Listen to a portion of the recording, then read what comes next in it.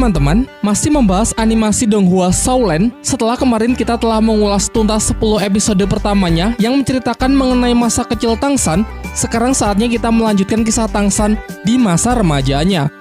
Jadi bagi kalian yang belum sempat nonton bagian pertamanya, saya sarankan untuk menontonnya terlebih dahulu ya. Dan sebelum mulai, saya akan selalu memberikan peringatan spoiler warning, karena pastinya konten ini akan mengandung banyak spoiler. Baiklah, tanpa berlama-lama, mari langsung saja kita mulai. Berlatar waktu 5 tahun pasca Tangshan berpisah dengan sang ayah bersama adik angkatnya Xiaowu, kini Tangshan remaja telah lulus dari Akademi Naoding sehingga perlu mendaftar ke akademi yang memiliki jenjang lebih tinggi. Begitu banyak pilihan akademi yang bisa mereka masuki, namun Master Xiao menyarankan agar mereka bergabung dengan sebuah akademi bernama Akademi Sri Lanka. Di tengah perjalanan mereka memutuskan untuk singgah di sebuah hotel yang ternyata cuma tersisa satu kamar. Sebelum Tangshan dan Xiaowu sempat check-in, seorang pria playboy datang dan menyela ingin mendahului Tangshan mengambil kamar terakhir tersebut. Diketahui pria ini bernama Dai Mubai. Tangshan yang tidak terima karena merasa telah pesan terlebih dahulu membuat suasana semakin memanas dan akhirnya terjadilah pertarungan untuk memperebutkan kamar tersebut.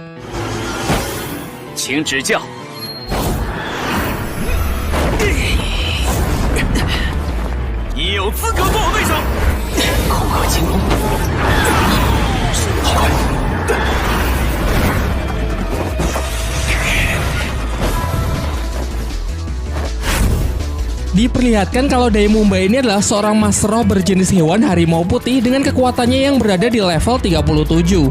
Sedangkan Tangshan berjenis rumput biru perak namun memiliki level yang lebih rendah yaitu 29.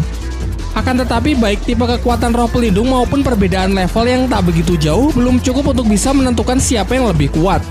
Rumput biru perak milik Tangshan sangatlah fleksibel dalam bertahan maupun melancarkan serangan.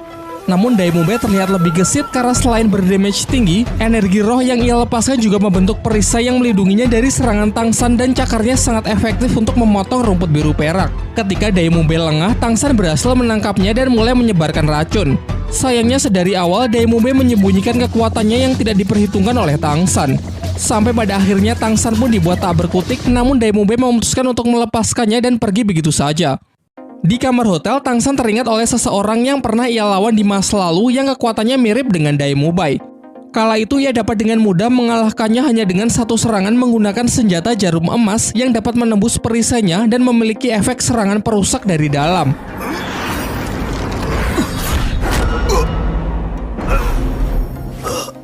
Besoknya Tangshan mengajak Xiaowu berkeliling untuk mencari material dari senjata rahasianya.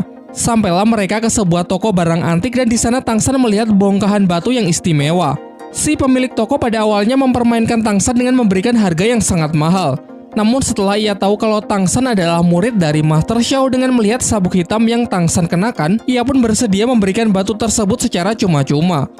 Sekembalinya ke kamar hotel, Tangshan lalu menghancurkan batu tersebut dan membentuknya menjadi beberapa jarum emas lalu menunjukkan sebuah teknik mematikan persis seperti ingatan dari masa lalunya.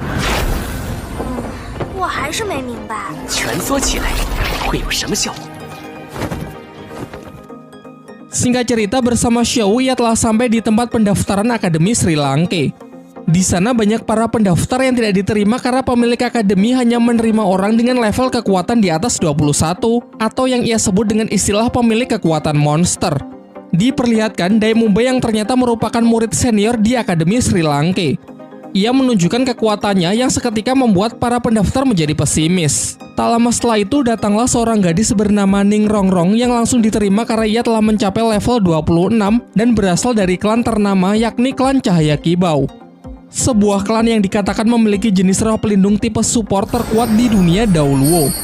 Sampai giliran Tangshan dan Xiaowu, mereka juga diterima dan lolos di tahap pertama setelah menunjukkan kalau mereka telah mencapai level 29.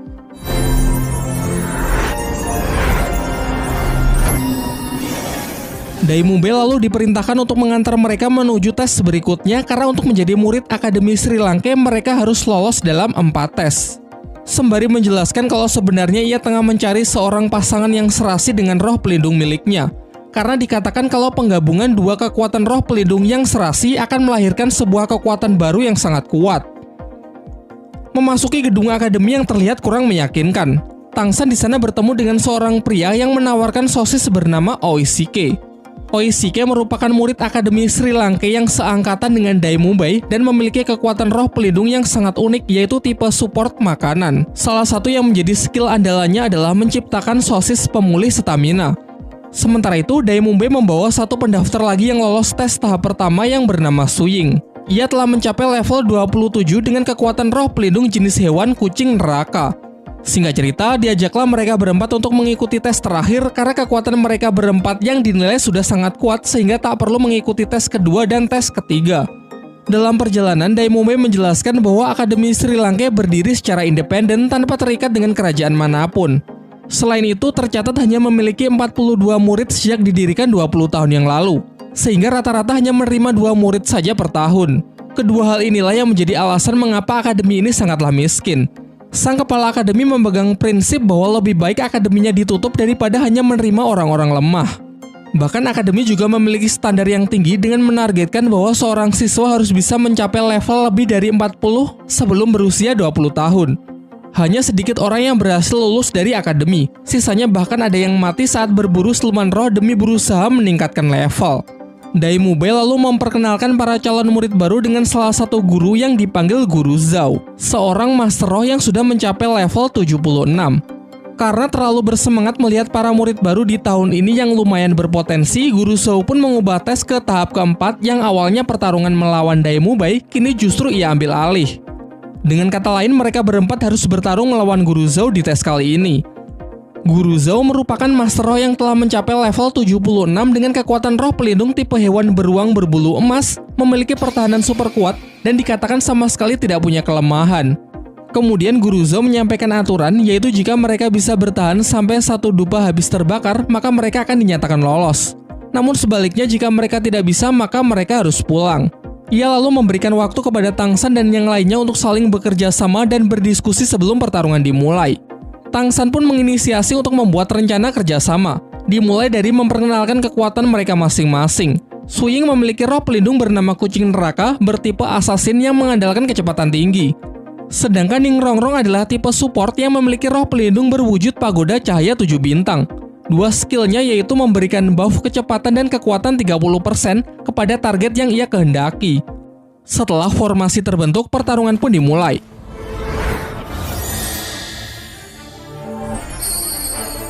Sebagai tipe support, Ning Rongrong nyaris menjadi target pertama. Beruntung dengan tali akarnya, Tangsan berhasil membantunya. Dilanjutkan dengan kombinasi serangan mereka bertiga untuk menjatuhkan Guru Zhao. Menggunakan strategi super ofensif, pihak Tangsan tidak memberikan sedikit pun lawannya untuk melancarkan serangan balasan. Namun sayangnya pertahanan dari Guru Zhao benar-benar tidak tertembus. Lanjut ke pola serangan kedua, kali ini mereka mendapatkan buff dari Ning Rongrong untuk menggempur Guru Zhao dengan serangan berkecepatan tinggi. Sejauh ini serangan-serangan mereka masih belum berarti apa-apa bagi Guru Zhao. Bahkan parahnya sejauh ini Guru Zhao sama sekali belum menggunakan kekuatan roh pelindungnya.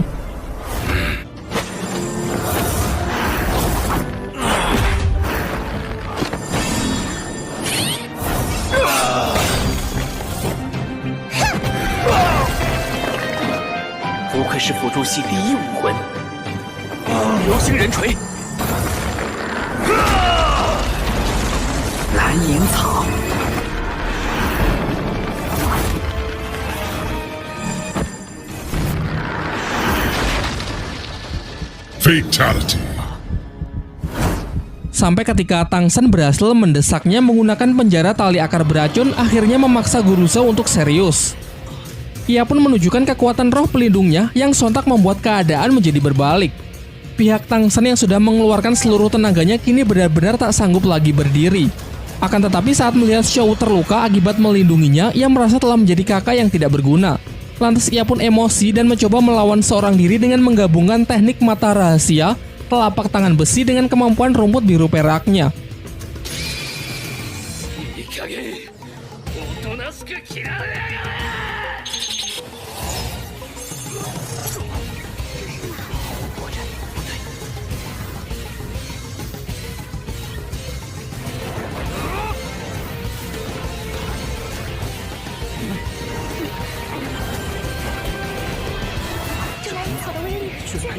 Terbukti cara ini cukup efektif untuk bisa sedikit mengimbangi Guru Zhou. Tetapi Guru Zhou kembali mengamuk dengan melepaskan skill cincin roh keempatnya yang berumur puluhan ribu tahun. Teknik tersebut dapat meningkatkan kekuatan gravitasi di area yang ia kehendaki. Sementara Tang San yang tak berhenti berpikir sedikit belajar dari pertarungan melawan Dai Mumbai kemarin. Ia memanfaatkan skill kedua yang bernama Rotan Hantu, yaitu kemampuan parasit rumput biru peraknya untuk membatasi pergerakan dari Guru Zhou. Dan akhirnya dengan usaha yang keras, ia dapat menembus pertahanan dari teknik perisai roh pelindung tipe hewan tersebut. Guru Zhou yang mulai kewalahan menggunakan skill dari cincin roh kelimanya, yaitu gravitasi super kuat Black Hole. Di puncak pertarungan karena benar-benar sudah terpojok, Tang San pun terpaksa menggunakan kekuatan dari roh pelindung keduanya, yaitu hantaman keras palu Hotien yang sama sekali tak bisa ditangkis. Dai Mumbai lalu memanggil Oishike untuk mengeluarkan sosis pemulihannya guna mengobati semua orang yang sedang terluka. Pasca duel yang sangat sengit tersebut, Guru Zhou mengakui kehebatan dari Tang San dan memutuskan untuk meluluskan mereka semua dalam tes kali ini. Selain itu, Tang San juga membantunya mengeluarkan jarum beracun yang tertanam di tubuh Guru Zhou. Di malam harinya, Guru Zhou dikejutkan dengan suara misterius yang memanggilnya dari luar akademi. Ia pun bergegas untuk mengikutinya sampai masuk ke dalam hutan. Tak lama setelah itu, muncullah sosok pria berjubah hitam, namun Guru Zhou sama sekali tak bisa mengenalinya. Dengan melihat beberapa cincin roh tingkat tinggi yang melingkar di tubuhnya, terungkap bahwa sosok misterius itu ternyata adalah seorang master roh dengan gelar Dao Luo yang sontak membuat Guru Zhou gemetar ketakutan karena menyadari perbedaan kekuatan mereka yang terpaut terlalu jauh. Ialah Master Hotien yang bernama Tang Hao, ayah dari Tang San, pemilik roh pelindung legendaris palu Hotien. Tujuan ia datang ke sini adalah untuk memberi pelajaran kepada Guru Zhou supaya tahu bagaimana rasanya ditindas oleh orang yang memiliki level jauh di atasnya. Tak lama setelah itu, Pak Kepala Akademi Sri Lanka pun datang dan menunjukkan kekuatan roh pelindungnya yang berwujud roh burung hantu dengan level kekuatan 78. Ia bernama Flander. Namun di sini ia langsung menyadari kalau orang di depannya adalah Tang Hao, orang terkuat bergelar Dao Luo. Ia pun langsung menunjukkan rasa hormatnya. Tetapi Tang Hao yang terlanjur emosi karena Guru Zhou telah berani mengganggu putranya, ia pun memberinya pelajaran serupa agar tidak menindas orang yang lebih lemah. Setelah ia puas menghajar Guru Zhou sampai babak belur, Tang Hao pun membiarkannya tetap hidup dan berpesan agar mereka menjaga putranya dengan baik di akademi ini. Keesokan harinya diperlihatkan Tang San yang sudah siuman dari pingsannya, ditemani seniornya Oishike yang semalaman menjaganya. Ia lalu menawari Tang San untuk memakan sosisnya untuk mempercepat proses penyembuhan. Namun Tang San menolaknya dan lebih memilih untuk melakukan kultivasi. Setelah kondisinya membaik, Tang San pergi ke tempat pertarungan sebelumnya. Di sana ia membersihkan belasan jarum beracunnya yang sempat ia gunakan untuk melawan Guru Zhou. Sembari itu, ia mulai berpikir untuk meningkatkan efektivitas dari senjata rahasianya seperti saat masih di kehidupannya dulu. Karena pasti di masa depan ia akan bertemu dengan orang-orang yang jauh lebih kuat. Kemudian ia bergegas pergi ke kamar Xiao Wu untuk melihat kondisinya yang ternyata juga sudah membaik. Kemudian Tang San meminta maaf karena kemarin ia tak bisa menepati janjinya untuk melindungi Xiao Wu. Tetapi Xiao Wu sama sekali tak menyalahkan Tang San karena memang Guru Zhou lah yang terlalu kuat. Saat tengah berkeliling desa, di tengah jalan mereka menyaksikan pertengkaran seorang laki-laki gendut dengan pacarnya. Diketahui bahwa pria ini juga merupakan murid Akademi Sri Lanka yang seangkatan dengan Oishike dan Dai Mumbai yang bernama Mang Hao Jun. Xiao Wu yang merasa geram melihat perbuatan kasar Mang Hao Jun terpaksa ikut campur. Begitu pula Tang San yang ingin melindungi adiknya. Karena merasa kesal dengan orang-orang yang berani mencampuri urusannya, ia pun memulai pertarungan. Mang Hao Jun ini memiliki level yang setara dengan Tang San, dengan kekuatan roh pelindung jenis hewan yang sangat istimewa, yaitu kekuatan Phoenix Api. Berdasarkan apa yang telah diajarkan oleh Master Xiao, hewan jenis Phoenix termasuk jajaran hewan terkuat yang memiliki serangan yang sangat bagus. Skill pertamanya adalah roh Phoenix berwujud ayam merah yang terlihat imut, namun ledakannya memiliki daya hancur yang lumayan besar.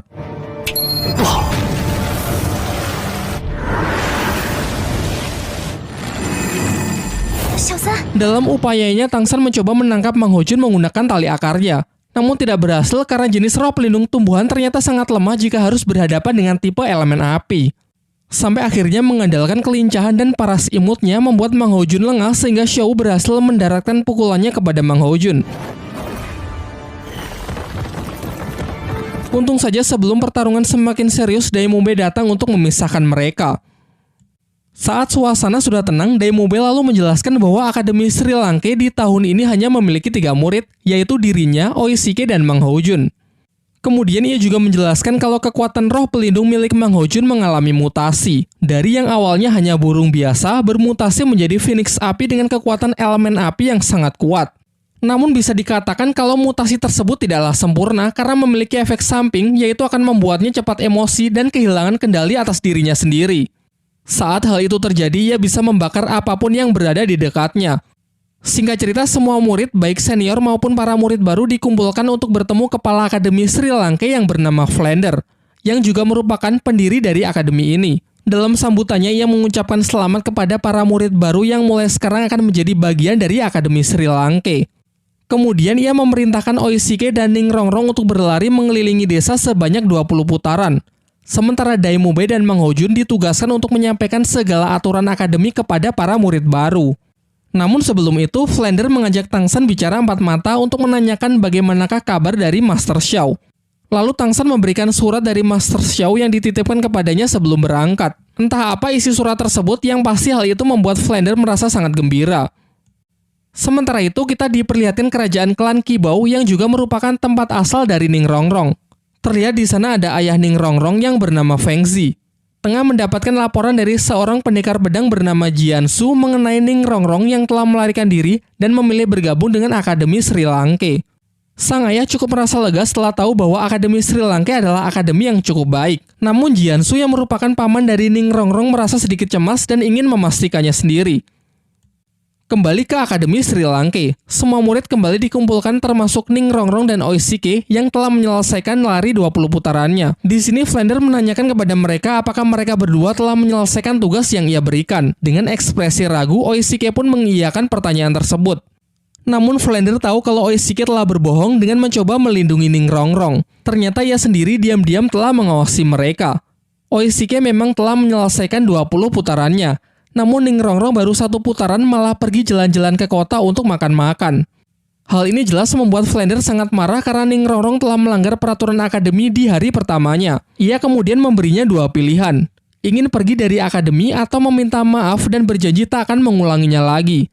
Akan tetapi dengan nada yang angkuh, Ningrongrong malah mengatakan bahwa Akademi Sri Lanka hanyalah akademi kecil dan Flander bukanlah siapa-siapa. Menurutnya dengan statusnya sebagai anggota klan Cahaya Qibao, ialah yang terkuat di antara murid-murid lain. Kemudian Flander kembali mempertegas bahwa Daimube, Mang Hojun, Su Ying, Xiao, dan Tangsan masih jauh lebih kuat darinya dari segi kekuatan tempur. Sementara Oishike terlahir dengan bakat yang luar biasa dengan roh pelindung tipe support yang sangat istimewa. Mendengar hal itu membuat Ningrongrong menangis dan berlari meninggalkan mereka. Flander kemudian menyuruh Oishike untuk pergi menenangkan Ningrongrong karena tujuan ia sebenarnya hanya untuk memberinya pelajaran tanpa ada maksud untuk mengusirnya.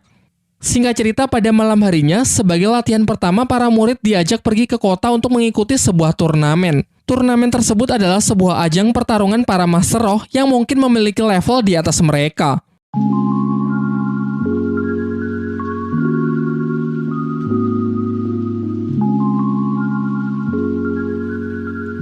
Nah, itulah tadi ulasan plot cerita dari Donghua Shaolan pada episode 11-18 yang menceritakan kisah Tangsan bergabung dengan Akademi Sri Lanka dan bertemu dengan teman-teman barunya. Tolong jangan close video ini dulu ya, karena sekarang saatnya kita membahas mengenai detail menarik dari tiap-tiap scene, memberikan opini dan penilaian pribadi. Begitu banyak karakter baru yang diperkenalkan di beberapa episode ini. Namun lagi-lagi ada perbedaan sifat dari versi live action pada beberapa karakter. Sebut saja Daimube yang tampil nyentrik ala pria playboy. Di awal ia diperlihatkan terlibat perkelahian yang cukup sengit dengan Tangsan. Namun sang tokoh utama harus mengakui kekalahannya karena harus mematuhi terhadap sistem leveling di mana ia tertinggal 8 level. Sementara di live actionnya kita tak pernah diberikan scene pertarungan antar dua karakter ini. Meskipun jika hal itu terjadi, maka hasilnya pasti akan sama saja. Hal ini disinggung saat Daimube menunjukkan ketiga cincin rohnya di depan Tangsan yang kala itu masih memiliki 2 cincin. Karakter Oishike digambarkan cukup hiperaktif. Namun sifat aslinya tak banyak dirubah, di mana ia memiliki sifat pesimis dengan roh pelindung tipe supportnya membuatnya kurang memiliki semangat saat berlatih. Begitu juga ketika di live action ia kurang tertarik dalam dunia persilatan dan justru memiliki ketertarikan dengan dunia seni. Mengingat adegan ketika seluruh siswa bekerja sama melawan Guru Zhao merupakan scene yang paling saya suka, karena kita benar-benar diperlihatkan pertarungan yang jauh lebih badas ketimbang versi live actionnya. Dan kerennya lagi, di scene ini Tang San seolah-olah melanggar hukum dari power scale yang telah disepakati di awal, di mana sangat mustahil seorang Master Roh bisa menandingi Master Roh lain yang memiliki level lebih tinggi. Tang San berada di level 29, sementara Guru Zhao berada di level 76. Hal ini bisa terjadi karena ternyata selain sistem leveling, ada faktor lain yaitu kemampuan yang bisa disebut sebagai kekuatan non-roh pelindung. Dalam hal ini adalah teknik rahasia Tang San yang meliputi mata iblis ungu, tangan besi, dan keterampilan menggunakan senjata rahasia jarum beracun. Teknik-teknik tersebut ia kombinasikan dengan kekuatan roh pelindung rumput biru perak sehingga ia bisa menandingi kekuatan dari lawan yang memiliki level hampir 3 kali lipat darinya. Scene epic kembali diperlihatkan ketika Guru Zhao mendapatkan balasannya saat ia dihajar habis-habisan oleh ayah Tang San. Bahkan Flander mengatakan meski mereka berdua mengeroyok Tang Hao, mereka tetap tak akan bisa menang. Karakter Guru Zhao juga sempat dimunculkan di versi live actionnya dengan porsi yang kurang lebih sama, meski versi live actionnya lebih memiliki sifat seorang guru yang bijaksana. Lanjut ke karakter Mang Hao Jun yang memiliki tampilan jauh berbeda dari versi live actionnya. Digambarkan sebagai laki-laki gendut yang suka menggoda gadis-gadis desa, namun malah dijauhi karena memiliki kekuatan yang mengerikan.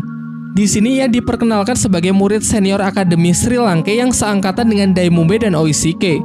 Lagi-lagi berbeda dengan versi live actionnya yang justru menjadikannya murid terakhir dengan proses perekrutan yang sangat dramatis dan memiliki konflik personal yang begitu kompleks. Di sana ia digambarkan sebagai murid paling muda yang memiliki sifat sangat polos. Kalau boleh jujur, sebenarnya saya sangat menantikan karakter Hu Lena dimunculkan juga di episode kali ini, karena karakternya yang misterius di awal cukup memberikan suasana yang berwarna. Namun di sini karakter misterius justru diisi oleh Su Ying yang di sepanjang episode tak diberikan dialog maupun cerita personalnya. Mungkin itu saja yang bisa saya bahas di kesempatan kali ini. Kalau kalian punya pandangan lain silahkan bebas menuliskannya di kolom komentar ya.